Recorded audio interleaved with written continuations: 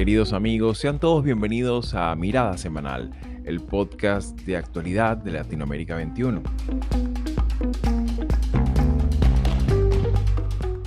Como todos los domingos, analizaremos las principales noticias de la semana con el respaldo intelectual de Marisabel Puertarriera y Manuel Alcántara Sáez.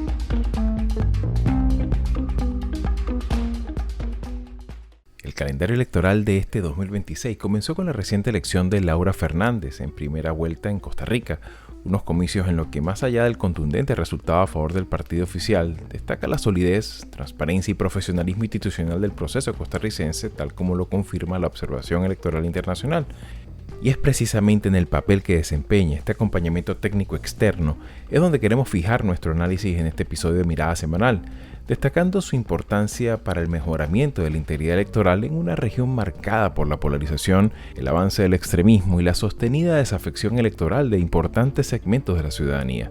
Y es que además de Costa Rica, este año será decisivo para países con grandes niveles de conflictividad social, violencia política y permanentes tensiones institucionales, como por ejemplo el caso de Perú, Colombia, Brasil o Haití, sin descartar la posibilidad de una convocatoria electoral sobrevenida en Venezuela o Cuba.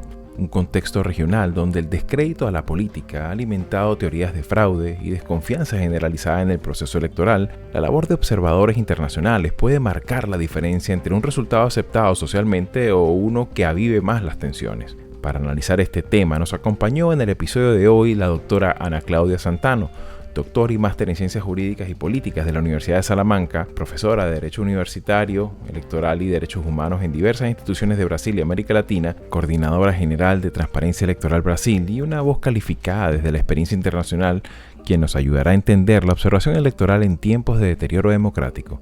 Soy Xavier Rodríguez Franco, les hablo desde Miami, Florida, y hoy es domingo 8 de febrero de 2026.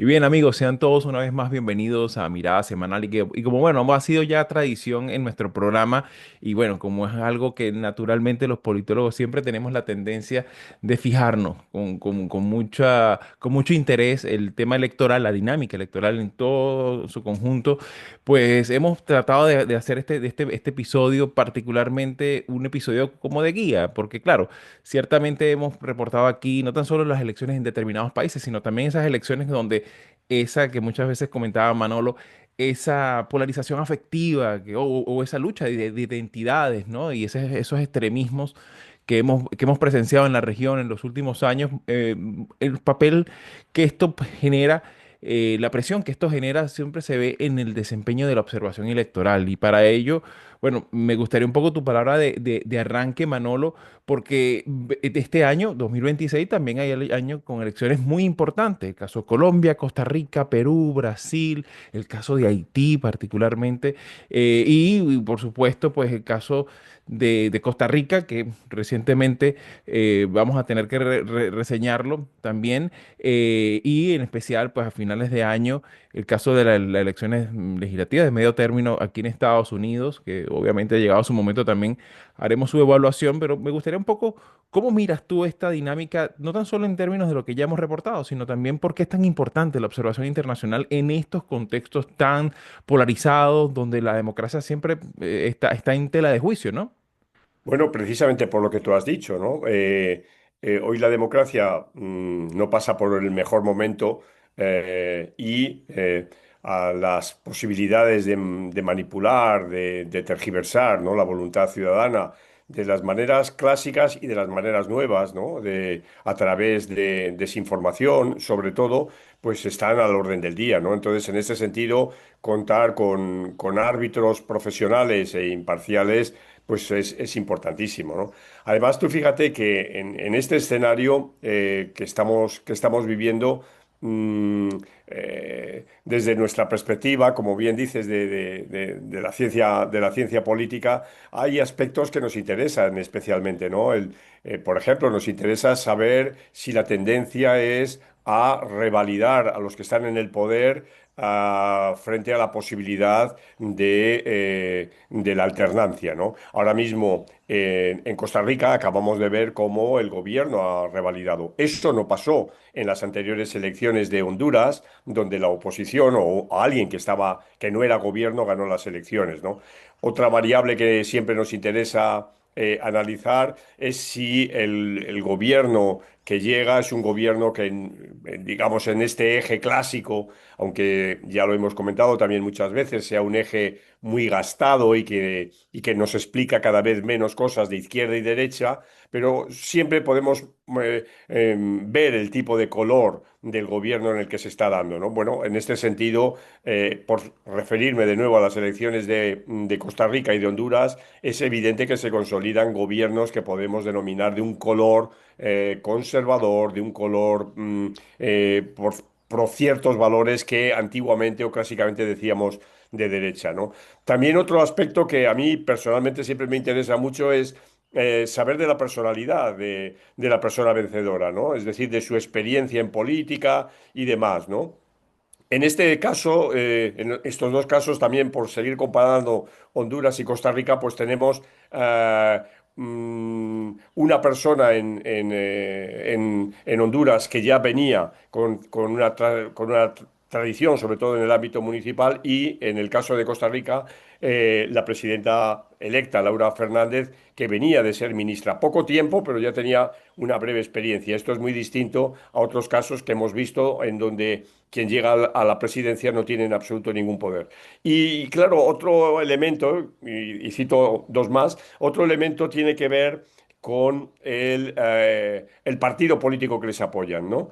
De nuevo, en Honduras era un viejo partido, el viejo Partido Nacional, que pertenece, digamos, a la familia conservadora. Aquí no, aquí estamos hablando de un partido totalmente nuevo, el Partido Pueblo Soberano, que no existía, no existía en las elecciones anteriores, y por consiguiente nos habla de esta idea de volatilidad, ¿no? En el mundo de los partidos políticos. Y el último aspecto que me parece que es muy importante es qué relación se tiene con el Congreso, ¿no? Con la Asamblea, ¿no?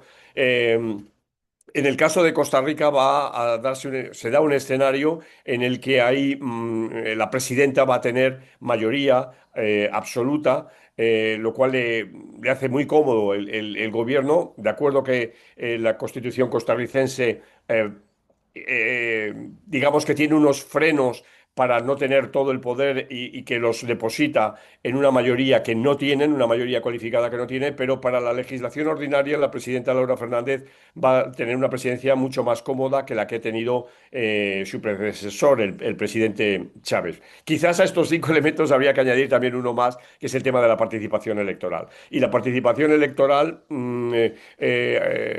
no es que sea una participación, decir, wow, ha participado el 80, el 90% de la gente, no, es el 69%, pero en cualquier caso se ha reinvertido una tendencia que había en Costa Rica a una menor participación. Entonces yo creo que estas notas nos dan digamos, un escenario en el que, como siempre nos ocurre, las interpretaciones son para muchos gustos, ¿no? Claro, ¿no? Y en ese sentido también, y me gustaría tu palabra también de análisis, Marisabel, porque siempre también hablamos sobre el tipo de liderazgo también que está en lisa, ¿no? El tipo de personalismo que lleva a cabo, precisamente hablando de Costa Rica, el caso de Chávez y esa atracción que tuvo su forma de gobernar, que particularmente tuvo unos momentos de muchísima tensión legislativa, de muchísima polarización, de cuestionamientos no tan solo a los partidos tradicionales, sino también a la propia institucionalidad. Y en ese sentido me gustaría un poco tu apreciación, porque claro, cuando vemos estas elecciones tan reñidas, ¿no? Que lo hemos visto y inevitablemente uno piensa en el Perú, por ejemplo, ¿no? Uno piensa en situaciones de alta conmoción social, como el caso de Ecuador, ¿no? Y en ese sentido, pues, ¿qué papel te parece que podría venir a cumplir, sobre todo cuando, también caso de Bolivia, por ejemplo, ¿no? El papel de la OEA, ¿no? O de la observación internacional. ¿Por qué es tan importante esto en un momento donde también vemos que lo que dijo Manuel en esos últimos dos aspectos es también totalmente cierto, que hay un descrédito también en la clase política, una desmovilización electoral en muchos casos, ¿no? Y que los resultados muchas veces se tiende a pensar, ¿no? Esas teorías conspirativas de que, bueno, esos resultados están amañados o hicieron trampa, ¿no? Y en ese sentido, pues, ¿cómo ves tú este aspecto considerando esa dinámica que también existe en nuestros países? Yo creo que, y no es solamente por el caso que estamos hablando, ¿no? yo creo que es un problema de la democracia en nuestros tiempos, que ha habido un deterioro progresivo de las instituciones fundamentales no partidistas. Pueden ser los organismos que administran los procesos electorales, pero también los mismos poderes judiciales, ¿no? Ha habido un desprestigio producto de la erosión de su capacidad institucional. Y, y justamente los regímenes políticos que han profundizado esas debilidades institucionales han hecho blanco de sus críticas, es decir, es como extrapolando. El Poder Judicial aquí es un Poder Judicial corrupto, las agencias, los organismos federales que se encargan de la administración de las elecciones son corruptos. Eso se transfiere a la OEA, a las misiones de observación. Entonces, ahí hay una conexión directa, eso lo hizo el chavismo, ¿no? Desacreditar a estos organismos, eh, transferir esas críticas que se le hacían, por ejemplo, al viejo CNE en Venezuela, a esas misiones de observación, y entonces ellos crean sus estructuras paralelas, ¿no? Las misiones de observación de los aliados, que lo que hacen es validar los procesos. Eso es lo que estamos cosechando hoy en día, ¿no? Que hay un desprestigio tremendo de todas las instituciones, tanto las domésticas como las regionales.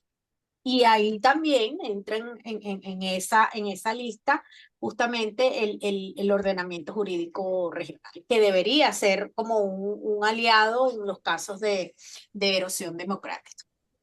Claro, y en ese sentido, pues ya que lo hemos reportado tantas veces aquí en el programa, ¿no? Esta erosión democrática que tiene tantas caras, tantas facetas, el tema, también el impacto que tiene cuando muchas veces el cuestionamiento institucional al juez, al árbitro, ¿no? Pero bueno, para profundizar un poco más sobre estos aspectos que tienen que ver con el descrédito o precisamente la credibilidad que puedan tener los resultados, nos acompaña del otro lado de la línea telefónica. Estamos encantados de estar contigo, Ana Clau.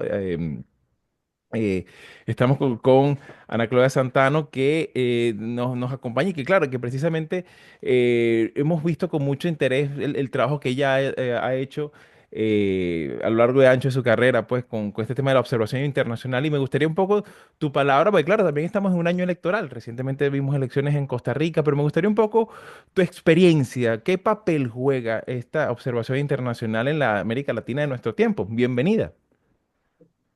Hola, hola a todos, un gusto estar con vosotros. La verdad es que yo escucho la mirada semanal, así que es un placer poder participar. Bueno, vamos a ver, la observación electoral en el campo de la ciencia política ya es bastante conocida, ya es una herramienta de garantía de la integridad democrática. Sin embargo, para el gran público, por así decir, a veces en algunos países no es una práctica tan conocida. Y esto porque en algunos casos los contextos no son tan abiertos o entonces se cree todavía que la observación electoral solo sirve para legitimar contextos políticos. Y esto ya es una visión bastante superada, bastante, por así decir, antigua, entre comillas. Sin embargo, los nuevos tiempos ya consideran la observación electoral como una herramienta de garantías de la integridad de todo el proceso. Por lo tanto, puede que haya elecciones, no sé, 20 años, 30 años en un cuadro de normalidad. Sin embargo, la observación electoral no tiene el poder de legitimar estos resultados, sino más bien de monitorear de manera imparcial, neutral y no interventiva todo el procedimiento, todo el proceso que culmina en los resultados electorales. Cabe mencionar de que el único responsable de la legitimación de los resultados es la autoridad electoral del país. Y esto es un pilar fundamental de la observación electoral, tanto la nacional como la internacional. ¿Por qué? Porque muchas veces dicen, es que la misión electoral de la organización X, no sé cuál, dijo que el procedimiento fue normal, pero vamos a ver, vamos a mirar un poco más lo que hay en los informes, en los datos de estas misiones, porque sí es cierto, y ya hay algunos trabajos académicos sobre eso, de que a veces la divergencia entre conclusiones de misiones de observación electoral más aportan dudas que efectivamente suelen ser como un apoyo a la credibilidad pública después de los resultados. Yo menciono esto porque en los últimos años no caben dudas que en América Latina principalmente hubo una marea enorme de misiones de observación electoral y esto tenemos que celebrarlo porque justamente es la participación ciudadana aumentando no solo por medio del voto o por medio de las candidaturas, sino más bien por otros métodos de participación. Y también trae la sociedad más cerca de las autoridades, de las instituciones, generando confianza. Por otro lado, lo que hemos visto también es que hay un poco de incómodo, por así decir, por parte de las instituciones con las misiones, porque en algunos contextos las instituciones no llevan muy bien las críticas. Y lo que tienen que entender es lo siguiente, todo lo que hay en una misión de observación electoral seria y con metodología específica está basado en datos, está basado justamente en una estrategia no solo de recolecta de datos, sino también de análisis. Y por lo tanto, todo lo que sale de los informes no debería ser por lo menos tomado solamente como una crítica gratuita. Todo lo contrario, lo que las misiones generan es también recomendaciones, sugerencias de mejora, de perfeccionamiento de las instituciones. Y todos nosotros sabemos que en América Latina todavía hay una creciente desconfianza hacia las instituciones que en los nuevos tiempos además se nota aún más. Por lo Claro. tanto, en los últimos años lo que puedo afirmar es, yo celebro la mayor cantidad de misiones, yo celebro la apertura de muchos países, pero todavía hay mucho camino por delante, Claro, mucho. claro, y no, y sobre todo que en esta dinámica siempre hemos hablado particularmente, y bueno, y muchísimas gracias por acompañarnos, Ana Claudia, pero sí es importante ese aspecto, ¿no? Ese aspecto de la credibilidad y sobre todo que las instituciones encajen también la crítica, ¿no? Y en ese sentido me gustaría abrir la cancha, ¿no? Y permitir que mi rol de entrevistador también pase a Manolo y Marisabel, y me gustaría un poco tu apreciación, Manolo, ¿cómo miras tú esta dinámica de acuerdo a lo que acaba de comentar Ana Claudia, ¿no? Bueno, yo creo que Ana Claudia ha puesto el dedo en la llaga, ¿no? Y en un orden, además, en el que el multilateralismo está cuestionado y la cooperación internacional está cuestionada, ¿no? Pues todavía se hace más complicado, ¿no? Porque la observación internacional es cara, ¿no? Movilizar personal experto a distintos rincones de un país, pues eso supone un esfuerzo económico que me parece que tenemos que tener en cuenta, ¿no? Entonces, yo creo, Ana Claudia, te pregunto esto, ¿no? ¿Cómo ves tú que el escenario financiero, ¿no? de la cooperación internacional a la hora de hacer observación puede estar debilitándose o puede tener problemas? Yo creo que es un punto clave eso que mencionas, profesor Manolo, porque justamente lo que nosotros estamos viendo, principalmente después del año pasado, fue un recorte absurdo de recursos, no solo para misiones internacionales, sino principalmente para las misiones nacionales, que son un motor enorme de participación ciudadana en estos procesos. Lo menciono esto porque justo ayer, ha habido un evento del Global Network of Domestic Electoral Monitors, o GNDM, que es una red internacional de observadores electorales nacionales que ha publicizado, que ha vuelto público el primer informe global sobre observación electoral.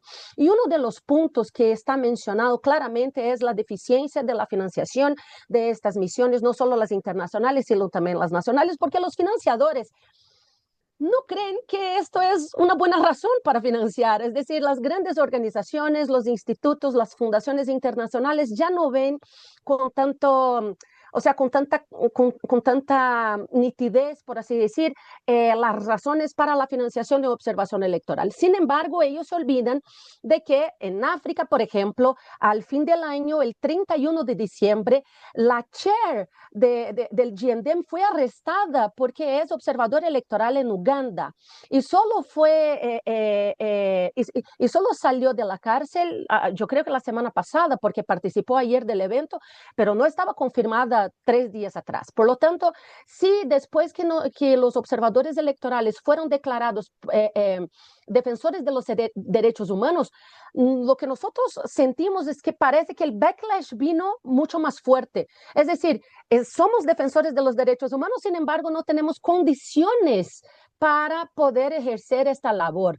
Por lo tanto, la financiación sí está muy corta y esto es una alarma que me parece que suena muy fuerte para nosotros, y para la observación internacional esto es aún más grave, porque, por ejemplo, misiones tradicionales como The Carter Center ya han tenido que dejar de ir a los países por cuenta de fondos, o entonces que elegir los países donde van, porque efectivamente hay muchas elecciones a observar, principalmente aquí en las Américas. En el año pasado hemos tenido Bolivia, Surinam, hemos tenido, si no me equivoco, Honduras, hemos tenido, bueno, Bolivia 2 veces, en fin, y este año hemos tenido Costa Rica 3 veces, Colombia, Perú, Brasil. Entonces, es efectivamente una cantidad que no acompaña los valores que están disponibles. Es un reto y me parece que esta nueva situación tardará un poco en pasar. Eso es algo que debemos hablar aún más y mostrar a los financiadores, mostrar a estos grupos que efectivamente la observación electoral no es algo banal, no es algo que se puede desechar, todo lo contrario, que es importante para la seguridad de los sistemas. Claro, y sobre todo para ese aspecto tan importante dentro de un contexto democrático que es la credibilidad también de la ciudadanía en sus instituciones, y que, bueno, que de alguna manera se toma buena nota, ¿no? De lo que puedan estarse observando y de los aspectos que en el aspecto logístico, porque a veces, bueno, a veces hay que tomar en consideración lo difícil que puede ser para un instituto electoral llegar a zonas muy rurales o zonas muy distantes a las ciudades. Esos aspectos, bueno, Brasil es un caso también emblemático, un país continental, ¿no? Y en ese sentido, Marisabel, me gustaría también que aproveche la oportunidad de que tenemos aquí este lujazo de compartir apreciaciones con alguien que sabe tanto de elecciones, como Ana Claudia. No sé cómo miras tú también estos aspectos que ya has señalado.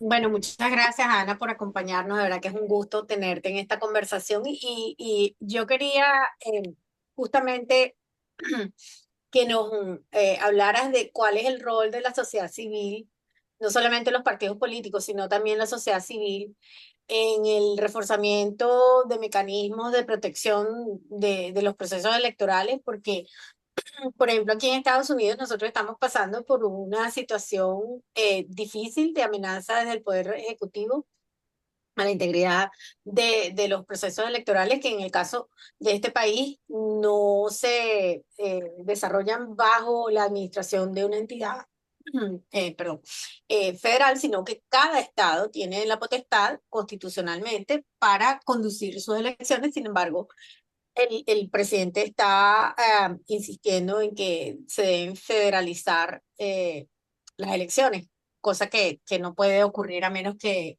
haya una decisión, una ley que pase por el Congreso o una reforma constitucional. Sin embargo, aquí hay organizaciones electorales que están no solamente alertando a la población, sino que están acudiendo a los tribunales, a la corte. Esa es una manera, pero esa no es la única forma. ¿Cuáles pueden ser las estrategias, no solamente desde los partidos políticos, sino fundamentalmente de la sociedad civil, para frenar los intentos por parte de los poderes, sea una extralimitación del poder judicial, del poder ejecutivo o del mismo poder legislativo, que vaya que alimente la erosión democrática, en este caso el poder electoral que debería residir en el pueblo, ¿no? A mí me parece que el rol de la sociedad civil en cualquier país es vital, es decir, tiene que ser parte de una sociedad políticamente activa. Ya no nos es permitido más estar solo en el sofá esperando que las cosas ocurran. Eso ya no puede más ser así. Por otro lado, hay muchas estrategias que la sociedad civil puede adoptar, como para apoyar el sistema electoral, el proceso electoral, e incluso en momentos de tormenta institucional. Okay, yo voy a llamar de tormenta institucional, pero tú puedes poner como crisis entre los poderes, abuso de poder por parte de un de una entidad, de una persona, no importa. Bueno, la sociedad civil siempre se encuentra amenazada en contextos medianamente de crisis o en alta crisis. Esto es un hecho. Y es justamente ella que va a frenar o los daños que se están causando en las instituciones, porque esto genera una herencia horrorosa después que estos gobiernos pasan. Y por otro lado, igual generan estrategias para el futuro. Es decir, van a hacer análisis, van a hacer articulaciones ante instituciones que pueden considerarse aliadas, van a identificar cuáles son los actores clave para cualquier tipo de movimiento que venga a proteger la democracia de un determinado país, y también pueden ser canales de comunicación con otras entidades, otras redes internacionales para alertar la situación interna. Por lo tanto, aquí hay un abanico de opciones, y aquí en Brasil lo que hubo fue dos frentes. En la época del gobierno Bolsonaro, justamente en 2022, cuando hubo nuestra tormenta electoral que culminó, de hecho, en un intento de golpe en 2023. Bueno, de nuestra parte, desde Transparencia Electoral Brasil, nosotros nos hemos esmerado bastante en montar una misión de observación electoral lo más metodológica posible para tener la mayor cantidad de datos de una muestra muy pensada y que pudiera no solo monitorear los procesos de la urna electrónica, por ejemplo, que estaba siendo un blanco de ataques por la desconfianza pública y por las narrativas digitales, sino también, por otro lado, ser un hub de información confiable para la sociedad, que hasta aquel momento no había. Había solo la información oficial, pero justamente la información oficial que estaba siendo puesta en duda. Por otro lado, hubo otras organizaciones por medio de una red que se llama Pacto por la Democracia, que son más de 200 organizaciones no gubernamentales aquí en Brasil, que se organizaron de modo a tener como una sala de situación en el día de las elecciones, monitoreando absolutamente todo lo que pasaba, porque en la mínima señal que pudiera haber, ellos ya iban a accionar, no solo los actores nacionales que estaban igual de atentos, sino más bien los internacionales, mostrando el riesgo que había en el momento de la votación. Bueno, de esto resultó lo siguiente: de nuestra parte, nosotros tenemos la estrategia siempre de colaborar con las instituciones y también aportar más transparencia en todo lo que pasa dentro de ella. Por otro lado, otras ONGs pueden, por ejemplo, elegir lo que se llama litigio estratégico, que es justamente lo que está pasando en los Estados Unidos, que me cuentas, María. Entonces, y por otro lado, hay igual las estrategias de enfrentamiento. Estas estrategias de enfrentamiento pueden pasar, por ejemplo, en el ámbito digital al día de hoy, o sea, vamos a utilizar las herramientas digitales, los algoritmos, o entonces vamos a desmentir toda la ola de desinformación que hay. Eso igual pasó en 2022 y seguramente ahora con la inteligencia artificial estas estrategias igual se mantengan. Y algunas de estas estrategias fueron incorporadas por nuestra autoridad electoral, fueron perfeccionadas por algunas instituciones a lo largo de estos últimos años. Entonces, podemos ver que para el futuro siempre la presencia de la sociedad civil cuenta, porque ya ha señalado algunos caminos posibles, y por otro lado, en momentos de tormenta, de crisis, siempre vamos a ver un frente que tiene que ser muy amplio, tiene que ser muy diverso en este punto, justamente para poder contener los daños que un mandatario, que una institución en específico pueda causar en un momento más crítico. Claro, claro, y en ese sentido, bueno, y ya para cerrar el programa, Ana Claudia, sí me gustaría un poco, ya que considerando la feliz circunstancia de que buena parte de de nuestra audiencia forma parte de esa sociedad civil, ¿no? En en distintos ámbitos de de la dinámica, y particularmente en el caso de nosotros, que nos escucha mucha gente que son estudiantes, profesores universitarios, investigadores, gente que está escribiendo sobre democracia, sobre partidos políticos, vinculada a las ciencias sociales en general. Me gustaría un poco tu palabra, porque claro, ciertamente esos informes son elementos técnicos importantes, no nada más para ponerlo en un paper, ¿no? Sino también para tomar medidas, ¿no? Y para que esto también fomente esa línea de investigación, también como una línea de investigación para futuros investigadores o profesionales en en la observación electoral. Me gustaría un poco esa palabra tuya, ¿no? Hasta qué punto esto es importante de cara al futuro. Pues bueno, estamos hablando ahorita de, por ejemplo, ejemplo, el caso Brasil, ¿no? Que estuvo bastante, eso generó una atención, y sigue viéndola, porque este año nuevamente hay elecciones en Brasil, ¿no? Tranquila, no te voy a preguntar tú, no te voy a hacer que te mojes acá, ¿no?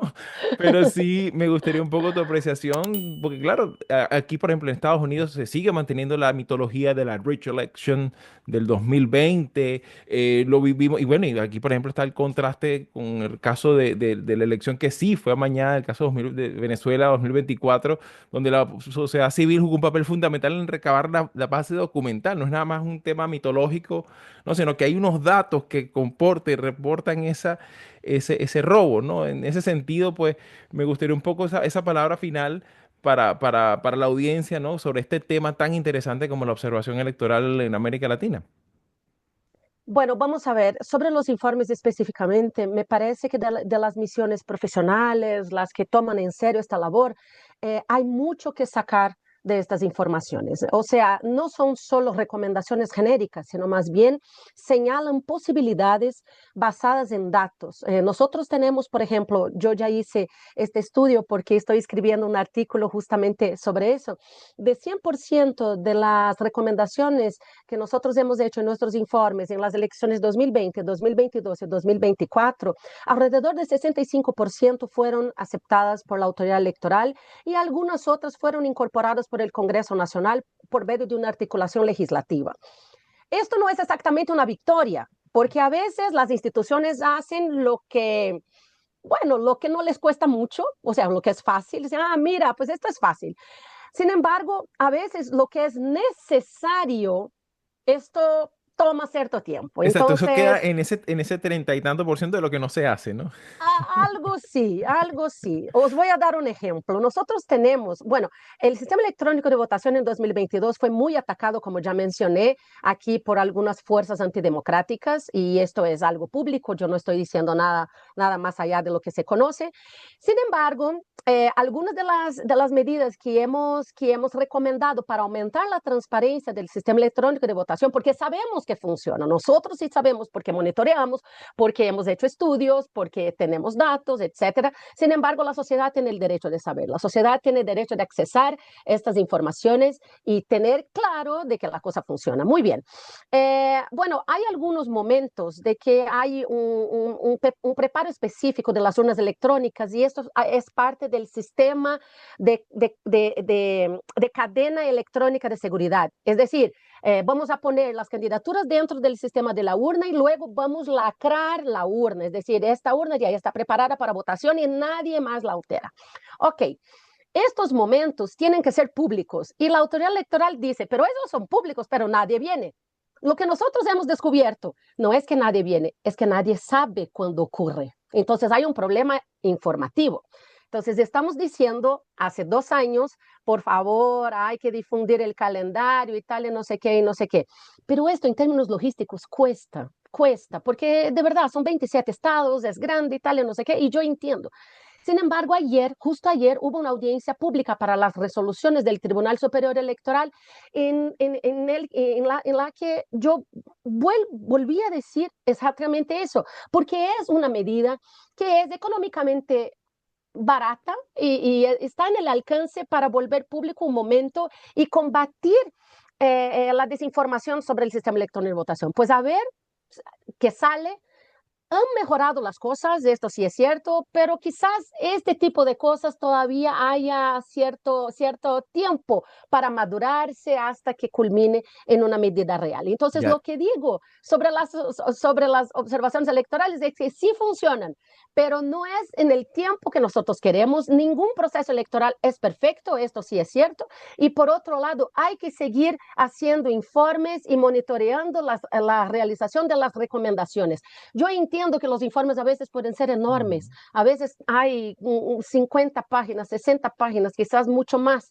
Sin embargo, ellos son fuente muy segura de información y creo que debería difundirse más lo que las misiones serias hacen en estos estudios, porque sí vale mucho saber lo que está pasando dentro de los sistemas. pues bueno, ya sabes, la invitación está abierta, pues estaremos muy atentos a lo que pase este año 2026, que año electoral en muchos países, como lo comentamos al principio. Muchísimas gracias, Ana Claudia, por tus apreciaciones. Y a veces, Manolo, si hay razones para tener optimismo, mira, la academia a veces Sí, agarra nota de esto, ciertamente, ¿no? ciertamente. Así que bueno, nos vemos en Mirada Semanal el próximo domingo siguiendo el pulso político de nuestra región. Así que bueno, gracias a todos por participar aquí. Gracias, Ana Claudia. Un abrazo. Muchas Muchísimas gracias, gracias a Ana. todos y a todos. Muchísimas gracias. Venga. Bienvenida siempre. Gracias. Si llegaste hasta aquí y te interesan estos temas, puedes ayudarnos a seguir haciendo estos vídeos dándole like, compartiendo, comentando y suscribiéndote al canal de YouTube de Latinoamérica 21. Puedes acceder también a todos nuestros episodios entrando en nuestra página web latinoamerica21.com/podcast y en las principales plataformas de audio. Subimos videos nuevos todas las semanas, así que nos veremos en Mirada Semanal muy pronto.